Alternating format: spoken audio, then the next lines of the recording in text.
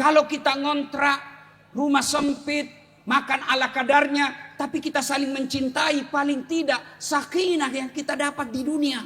Paling kita rumah tangga bahagia. Sehingga lihat orang kaya kita bisa bilang, kamu kaya tapi kau tidak dapatkan kebahagiaan rumah tangga. Kami miskin tapi kami bahagia, saling menghormati.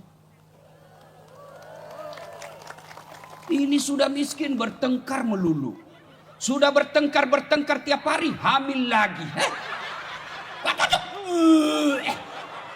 Ibu ketawa karena ada pelakunya di sini.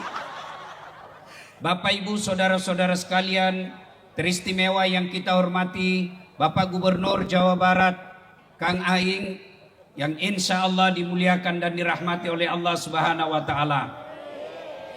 Bapak, Ibu, saudara-saudara sekalian, percayalah tidak ada orang di dunia ini yang tidak ada masalahnya. Coba lihat, sederhana, istri cantik, Bapak pikir bukan masalah. Istri cantik digoda orang, apalagi kalau suaminya jelek, lebih masalah lagi. Berarti bagus kalau istri jelek. Istri jelek dihina orang, kita lagi yang malu jalan sama dia. Duluan aja deh, nanti ketemu di pesta. Pas saya sampai di pesta, Kang mana Kang? Gak jadi, saya lagi mencret. Istri cantik masalah, istri jelek masalah. Kalau begitu bagus kalau tidak ada istri, masalah juga. Berarti bagus kalau banyak istri, masalah lagi. Coba lihat, waktu kuliah apa masalahnya? Mau sarjana. Sudah sarjana selesai masalahnya? Mau kerja. Sudah dapat kerja selesai masalahnya? Masalah lagi muncul, mau jadi kepala bagian. Sudah jadi kepala bagian selesai masalahnya, mau lagi jadi kepala dinas. Sudah jadi kepala dinas selesai masalahnya, mau jadi sekda. Sudah jadi sekda selesai masalahnya, mau jadi bupati. Sudah jadi bupati selesai masalahnya, mau 2 periode. Sudah 2 periode selesai masalahnya, ditangkap KPK. Iya kan? Tidak ada orang yang tidak ada masalahnya. Nih di belakang saya, semua muka-muka penuh masalah. Iya kan? Nih yang ceramah, Bapak pikir sebagai ustadz tidak ada masalah saya? Banyak masalah saya. Apalagi saya viral, banyak janda-janda curhat. Ustadz, baru saja meninggal suamiku, adakah doa-doa penenang jiwa? Kukirimilah doa ibu kalau lagi galau, baca amalan ini, baca doa ini.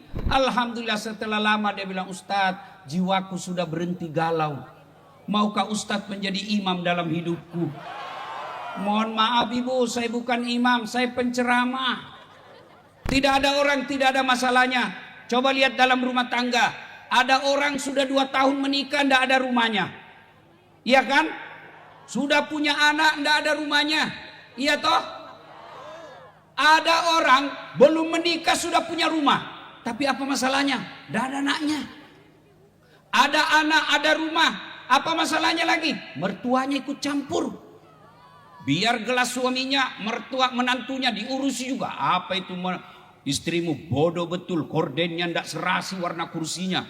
Iya, mertuanya baik, ada rumah, ada anak, apalagi yang jahat? Iparnya lagi jahat. Tidak ada orang tidak ada masalahnya. Jangankan kita, kurang apa mulianya Nabi Muhammad sallallahu alaihi wasallam, manusia paling suci yang setiap ada nama Allah pasti di sampingnya ada nama Muhammad sallallahu alaihi wasallam. Apa tidak ada masalahnya? Belum lahir sudah yatim. Usia 6 tahun yatim piatu, ibunya pun wafat. Diambil oleh kakeknya 8 tahun, meninggal lagi kakeknya. Diambil sama pamannya, wafat lagi pamannya. Dalam ekonomi bu, ekonomi, Nabi pernah 3 hari 3 malam tidak makan sampai Hasan Hussein cucu beliau pucat pasi tidak makan. Itu Nabi dalam pekerjaan sebagai gubernur, sebagai bupati, bukan dibully. Nabi sebagai rasul bukan dibully, beberapa kali uji coba pembunuhan dan mengalami perang 9 kali, dan puncak penghinaan orang-orang Mekah, diusir dari kampung halamannya. Itu Nabi, apalagi kita. Nah kalau begitu, ketika ada masalah, Allah tidak berkata, Dasat kalau ada masalahmu kau jadi gubernur dulu. Kang Dedi kalau ada masalah 2 periode dulu. Ada masalahmu kau sarjana dulu. Ada masalahmu kau jadi dokter dulu. Tidak, Allah cuma minta 2. Ibu bapak yang ada masalahnya dengar baik-baik. Ketika ada masalah Allah cuma minta 2 hal. Ista'inu bis-sabri was-shalah. Sabar, perbaiki solatmu, saya yang selesaikan masalahmu. Itu janji Allah, bukan janji caleg. Kalau caleg begitu mau dipilih bagi-bagi kartu nama. Pilih saya, sama-sama kita orang Bekasi. Ada masalahmu telepon saya 24 jam, siap kau hubungi. Begitu terpilih dia ganti nomor HP-nya. Ada begitu di Bekasi? Ada? Ada? Nah, kau salah, kenapa kau pilih? Bapak ibu saudara-saudara sekalian, begitu ada masalah Allah minta sabar. Istri suka ngomel, bapak suka ngomel, Pak, mau tahu kenapa istri suka ngomel? 1, jarang dipuji. Nah, itu sudah bilang betul. Bu ibu, Pak, bahkan untuk memuji istri boleh bohong. Boleh bohong. Misalnya pulang kerja ketemu istri, Dek, kau makin cantik aja. Dan hebatnya bohong kepada istri, meskipun dia tahu bohong, dia tetap senang. Kau bohong tapi tidak apa-apa, saya senang juga. Iya kan? Iya toh? Yang kedua sebabnya, kata Nabi, setelah jarang dipuji, jarang kau kasih hadiah. Nah, coba. Coba. Nggak percaya. Ibu-ibu, coba jawab bu. Biar suami tidak pulang yang penting ada Nah, coba. Uangmu dia cari. Maka kalau ada istri suka ngomel, berarti suaminya jarang ngasih duit. Maka suami yang baik, pulang dari Jakarta, seminggu nggak balik kerja, maka pulang kerja, kasih hadiah meskipun sekecil nasi bungkus. Kasih hadiah. Saya Pak Gubernur suatu ketika pulang ceramah lama sekali. Saya pulang saya kasih emas istri saya. Kalung dengan gelang. Senang dia. Alhamdulillah ibu bapak saya Ustadz belum pernah belikan setebal ini. Senangnya dia. Alhamdulillah terima kasih Ustadz. Beberapa saat kemudian saya lagi duduk-duduk. Dia datang kasih saya kembali. Ternyata palsu kok kasih saya. Saya bilang meskipun emas itu palsu tapi cintaku murni 24 karat.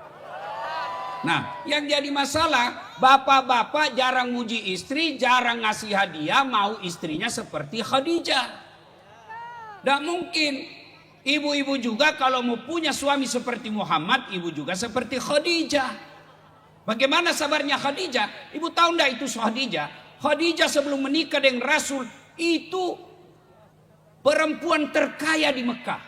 2/3 barang-barang Mekah yang mewah pada saat itu miliknya Khadijah. Tapi ketika sakaratil maut, Khadijah memakai baju yang 83 kali tambal. Itu Khadijah, istri Nabi, Ummul Mukminin, dalam rumah tangganya pun kelaparan. Maka ketika ada masalah, bagaimana bentuk sabar? Kata Allah, alladzi idza asabatu musibah qalu inna lillahi wa inna ilaihi rajiun.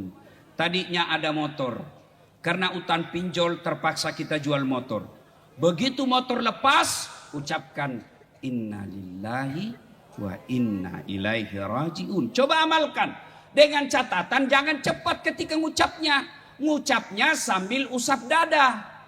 Inna lillahi wa inna ilaihi rajiun. Pasti berbekas. Kenapa zikir kita tidak berbekas di hati? Kita rajin zikir tapi kita suka ngomel. Kita rajin zikir tapi tukang gosip. Kita rajin zikir tapi pemalas. Kita rajin zikir tapi suka mengeluh. Kenapa? Zikir kita tidak berbekas. Kenapa tidak berbekas? Karena terlalu cepat cara mengucapnya. Saya biasa heran di masjid. Sama-sama subhanallah, sama-sama 33, sama-sama mulainya. Saya baru 11 dia sudah sampai. Seperti makan pisang goreng panas. Apa artinya itu? Jangan ketawa, saya serius ini. Coba ucapkan dengan lapang dada, usap dada. Alhamdulillahirabbil alamin. Tadi dapat rezeki 30 juta. Supaya dia berkesan di hati. Alhamdulillahirabbil alamin. Segala puji bagi Allah seluruh sekalian alam. Ketika bapak istri ngomel, ucapkan innalillahi wa inna ilaihi rajiun. Tapi jangan kau keras. Istrimu ngomel kok innalillahi. Oh tambah jadi dia. Kau kira saya mati? Tapi gimana caranya? Istri ngomel kita dengar. Selesai ngomel lalu kita tinggalkan. Innalillahi wa inna ilaihi. Bu. Saya kalau istri saya ngomel, Ustadz kenapa sering sekali saya ditinggal? Jarang di rumah. Saya tidak marah. Saya cuma menyanyi. Tiap malam engkau ku tinggal pergi. Bukannya aku sengaja. Demi kau dan si buah hati. Terpaksa aku harus begini. Oh, masih marah-marah juga. Saya buka baju saya sambil saya peluk sambil menyanyi. Insaflah wahai manusia. Berhenti dia marah. Ibu-ibu juga kalau suamimu marah, ucapkan innalillahi wa inna ilaihi rajiun. Dia ngomel-ngomel, ibu sambil nyanyi. Berhenti tuh marah kalau ibu nyanyi. Caranya nyanyi bu begini kalau dia ngomel. Pulangkan saja aku pada ibuku. Atau lihatlah tanda bekas tampar sering kau lakukan bila kau marah. Samakah aku yang dijual orang hingga sesuk kau lakukan itu. Apa judulnya bu? Hati yang terluka. Penyanyinya? Oh, berarti ibu-ibu sudah tua semua ini.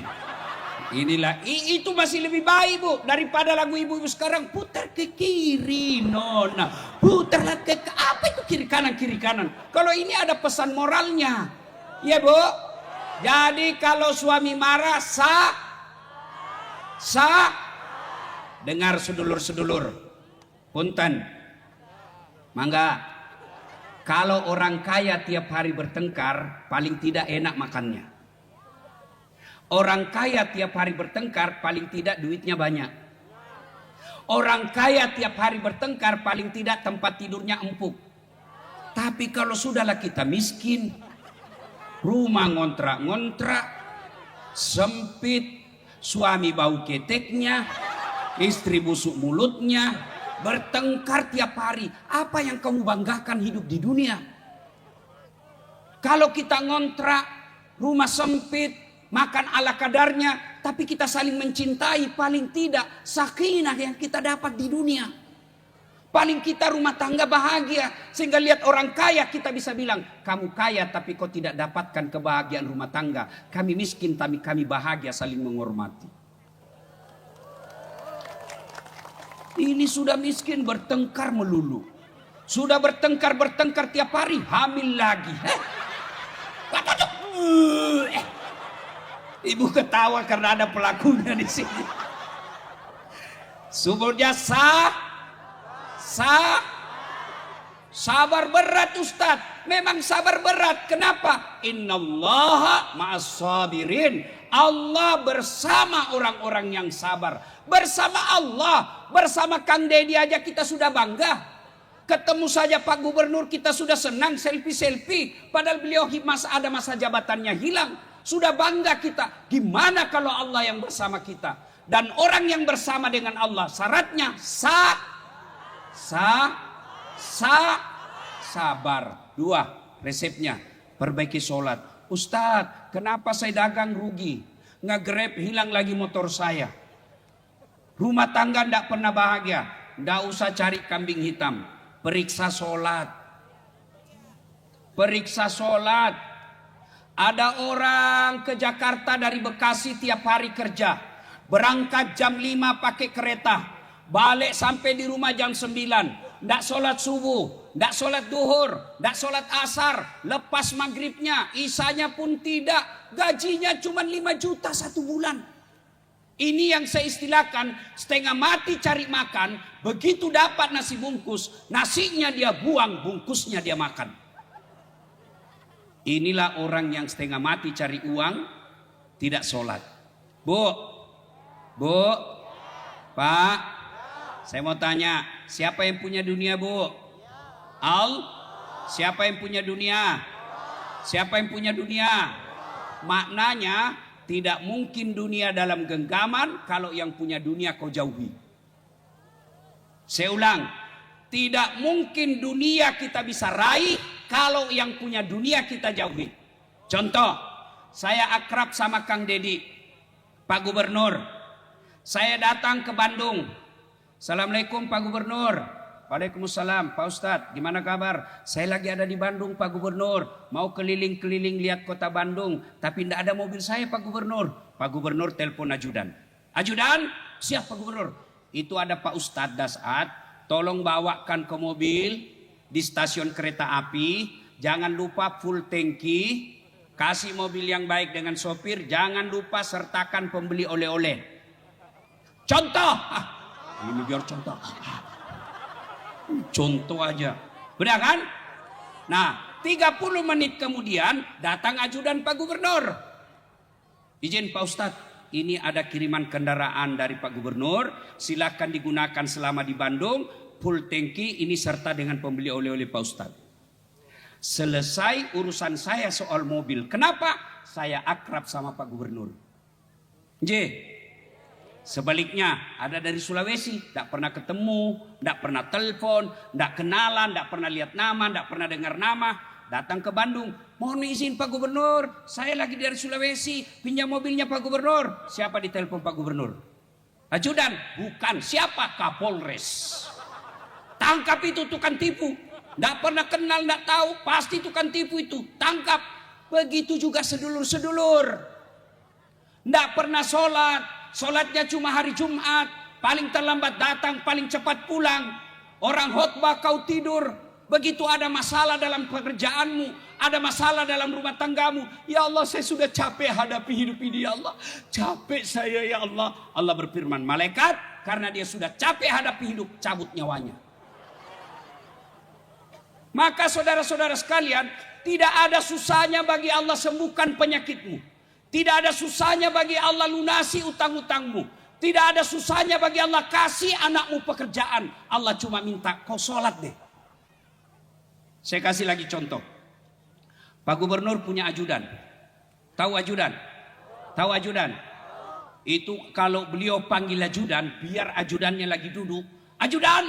Langsung lompat biar lagi makan kacang. Diam. Siap Pak Gubernur? Iya toh? Kira-kira ada ndak ajudan dipanggil? Ajudan, tunggu dulu Pak Gub.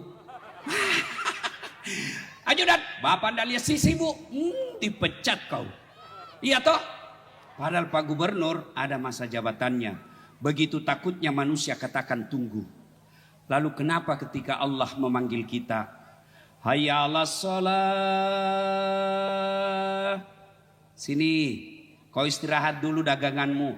Kau sholat deh. Berhenti dulu bawa penumpang. Selesai bawa penumpang itu mampir dulu deh kau wudhu. Ngadu kepada Allah. Pak, Bu, saya mau tanya. Bu, bisa enggak manusia dibakar hidup-hidup? Dalam api yang sangat besar masih bisa hidup? Masih bisa hidup? Tidak menurut ilmu fisika. Kalau Allah yang mau, Nabi Ibrahim dibakar dalam api yang sangat panas. Justru keluar kedinginan. Adik-adik, bisa enggak manusia hidup dalam perut ikan?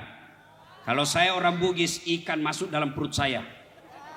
Tapi tidak mungkin manusia bisa hidup dalam perut ikan. Kalau Allah yang mau, Nabi Yunus 40 hari dalam perut ikan keluar dengan selamat. Ibu-ibu, bisa enggak perempuan hamil tidak pernah disentuh laki-laki? Menurut ilmu kedokteran tidak mungkin perempuan bisa hamil tidak pernah disentuh laki-laki. Tapi kalau Allah yang berkehendak, Siti Maryam, wanita suci, tak pernah disentuh laki-laki, melahirkan Isa Al-Masih. Itu tidak masuk akal. Tapi kalau Allah yang mau, kecil buat Allah. Ustadz, kenapa rumah tangga saya tidak bahagia? Pasti suami istri jarang sholat. Ustadz, kenapa lapangan kerja saya sulak? Pasti kau ajarin sholat. Ustadz, saya sudah sholat, kenapa hidupku susah? Karena kau tidak ikhlas.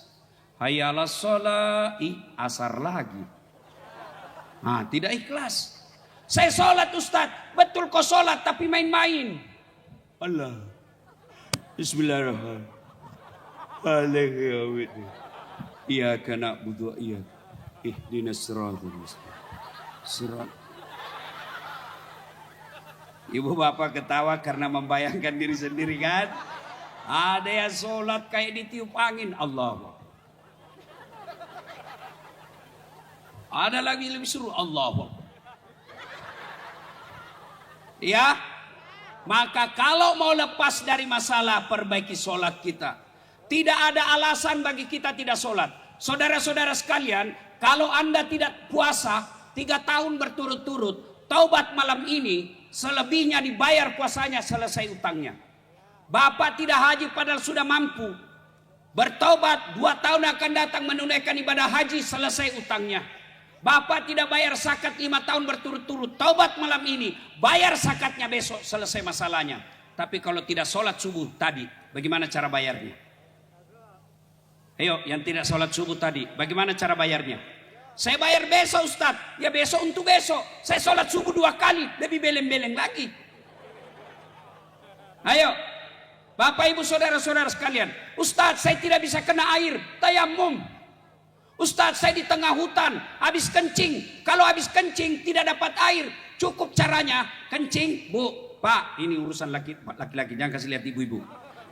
Bapak kencing. Ambil daun 3 lembar. 3 lembar. Cara membersihkannya, coba lihat. Ambil daun pertama, gosok ke bawah. Ambil daun kedua, gosok ke atas. Ambil daun ketiga, gosok lagi ke bawah. Begitu cara gosoknya. Jangan begini. Tambah kotor. Iya. Tidak ada air. Tayamum. Ustadz tidak bisa berdiri. Duduk. Ustadz tidak ada bacaan, saya hafal. Boleh Bapak beli buku tuntunan salat sambil baca. Pegang begini. Sah. Ustadz, saya tidak lihat kiblat. Kita lagi di dalam di tengah laut. Lihat matahari terbenam. Oh, di sana matahari terbenam. Menghadap ke sana. Allahu Akbar. Tiba-tiba perahu goyang. Nggak usah juga kok goyang-goyang juga begini. Apa lagi alasannya? Apa? Yang banyak orang tidak sholat. 1, perempuan ketika selesai haid. Gratis 5 hari dia tambah bonus 2. Kata suaminya, kenapa belum sholat? Belum bersih. Ah, kau bohong, masih ada sedikit-sedikit. Kau bohong, apa bohong? Saya kasih lihat kau. Yang kedua, pejabat perempuan banyak tidak sholat kalau ada pengantin. Boleh dandan, tapi jangan gara-gara dandan tidak sholat. Dia pakai jilbab sakaratil maut. 3 lapis. Mau ada di sini kembang-kembangnya, ada di sini kayak bunga-bunga, di sini ada pohon-pohon. Lah, so sempit kalau dia jalan suaminya. Buru-buru kau dek, kita terlambat. Tunggu dulu Kang. Beleng-beleng. Tiba waktu sholat, hayalah sholat, kata suaminya, dek, saya jualkan kau sawah supaya kau pergi umroh. Masa kau tidak sholat? Apa kata istrinya? Kau sadar, lihat ini jilbabku, setengah mati dipakai. Gara-gara jilbab dia tidak sholat. Orang seperti ini, saya setuju kata Kang Dedi tadi, umroh baik, tapi kalau berulang-ulang itu lebih utama memakmurkan masjid, membantu fakir miskin. Oh, jadi pejabat itu jangan coba Pak. Anda itu pejabat, bagaimana diperlihatkan tanggung jawabnya di akhirat. Saya yakin tidak ada yang mau ikut pilkada. Itu Umar bin Khattab pernah tidak bisa tidur semalam. Kenapa? Sore hari ada onta terpleset gara-gara jelek jalan. Jatuh itu onta. Onta terpleset. Umar bin Khattab sebagai Amirul Mukminin tidak bisa tidur untuk tanggung jawabnya di akhirat. Ini bukan onta yang jatuh masyarakat. Saya jalan tadi dari Jakarta sebelum. Ada juga jelek bawa jalan di sini. Kayak mau jatuh kancing baju saya. Mudah-mudahan selesai acara ini menjadi itibar buat kita semua. Ya, Bapak Ibu saudara-saudara sekalian, boleh tidak sholat. Satu, hilang ingatan. Apa artinya? Kalau gila, kenapa tidak sholat? Saya gila Pak Ustadz. Boleh kok tidak sholat. Dua, boleh tidak sholat, belum balik. Apa artinya? Kalau ibu-ibu belum haid, boleh tidak sholat. Ada di sini punya anak belum haid? Ibu-ibu sudah pernah haid kan? Sudah wajib. Bapak-bapak kalau sudah pernah mimpi basah, wajib sholat. Yang ketiga boleh tidak sholat. Siapa? Mereka dalam tekanan. Kau sholat, misal zaman kompeni Belanda. Kau sholat, saya tembak kepalamu. Boleh dia tidak sholat. Lain dari itu, wajib sholat. Dengar baik-baik yang mereka balas sholat. Bawa pulang ini oleh-oleh. Satu, buka Al-Quran surah Al-Hajj 47. Di situ Allah jelaskan, satu kali kau tidak sholat, satu hari di neraka. Apa yang disuruh satu hari neraka? 1000 tahun dunia. Buka Al-Quran surah Al-Hajj 47. Tidak sholat salat subuh tadi, 1000 tahun kau diparkir di neraka. Berapa 1000 tahun? Auzubillah min zalik. Yang kedua, buka Al-Quran surah Al-Fat 29. Muhammad Rasulullah walladzina ma'ahu asiddaul al-kuffar ruhama'u bainahum tarahum ruk'an sujada ila akhir ayat. Tanda umat Muhammad kata Allah, mereka kamu lihat ruku dan sujud. Kalau dia tidak ruku dan sujud, maka dia kafir di hadapan Allah. Bahkan Imam Syafi'i menghukumi mereka yang mengaku Islam tapi tidak sholat, jangan kau sholati jenazahnya ketika dia meninggal. Hati-hati Pak, biarlah rumah ngontrak-ngontrak, tapi sholat baik. Daripada rumah mewah, tapi tidak sholat. Lebih celaka lagi, sudah rumah ngontrak-ngontrak, tidak sholat lagi. Bu, pulang ini saya tidak tahu Ustadz datang berjamaah di masjid. Alhamdulillah, Ramadan hadir. Anggaplah selama ini kita tidak sholat. Kata Allah, wala tai'asu mir rauhillah. Jangan kau putus asa, kata Allah. Saya hadirkan kau 1 bulan. Dari 12 bulan, 11 bulan kau lupakan saya. 11 bulan kau maksiat. Saya hadirkan kau Ramadan. Ramadan artinya panas dan membakar. Maknanya 11 bulan berbuat dosa, 1 bulan Allah bakar dosa-dosanya. Oleh karena itu di bulan Ramadan banyaklah bertobat. Dan cara bertobat satu diantaranya menjelang maghrib istighfar. Menjelang buka puasa istighfar. Dulu zaman saya kecil, waktu belum ada TV swasta, belum ada radio swasta, RRI dan TVRI menjelang buka, se-Indonesia itu istighfar. Nashhadu Allah ilaha illallah wa nastaghfirullah nas'alka ridaka wal jannah wa na'udzubika min sakhatika wan nar. Itu dulu. Sekarang setelah ada politik, mau beduk maghrib, apa yang datang? Saya anggota DPR saya mengucapkan selamat berbuka puasa. Saya direktur ini mengucapkan, hilang semua istighfar. Jelang Ramadan buka puasa, buka puasa Ramadan ini perbanyak istighfar. Dan janji Allah kalau kita bertobat, innallaha yuhibbut tawwabina. Allah mencintai orang-orang yang bertobat. Bapak Ibu saudara-saudara sekalian, karena sudah larut malam, bawa oleh-oleh pulang ini.